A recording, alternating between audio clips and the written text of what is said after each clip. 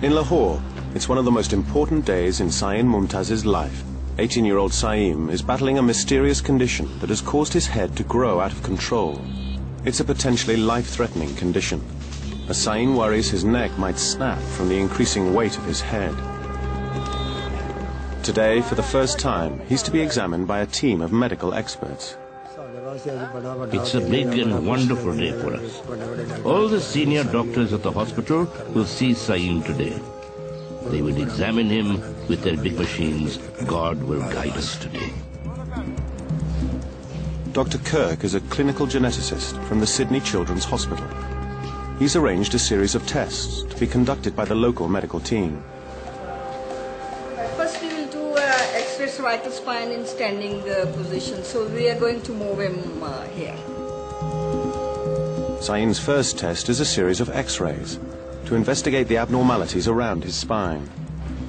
This is the first time that we'll have a chance to see inside, and it'll tell us something about the state of the bones, something about the degree of curvature of his spine, and whether there are bony abnormalities underlying that we can see. The initial X-rays reveal that the large bump on Saeed's back is not a mass of bone affecting the spine. It's the spine itself. The severe curve is emphasized by a condensed mass of muscle tissue. There is very significant hyperscoliosis. Yes. The apex is actually threatening on the junction. It is compressing Saeed's lungs. He's also got a problem with his breathing because of the scoliosis, which I guess constricts his chest and makes it less freely movable than the chest ought to be. A CT scan uses X-rays to produce a three-dimensional reconstruction that will clearly show how the growths on Saeed's skull have developed. Yeah, that is very, very much how he looks.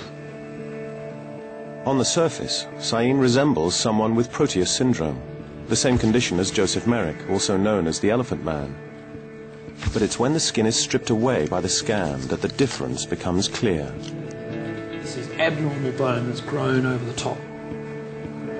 Saeed's growths are remarkably symmetrical when compared with the asymmetry of Joseph Merrick's. These are really not the radiological changes associated with Proteus syndrome, are they? No, I don't think they're supportive of that. So I think we can really rule out Proteus syndrome as a diagnosis in this man, can't we? Dr. Kirk is finally able to confirm that Saeed does not have Proteus syndrome. But, frustratingly, his condition doesn't seem to fit with any other overgrowth syndrome either.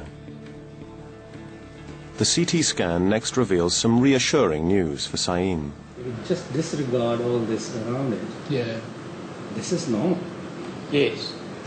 It's essentially grown onto the outside of what would have otherwise been a relatively normal skull.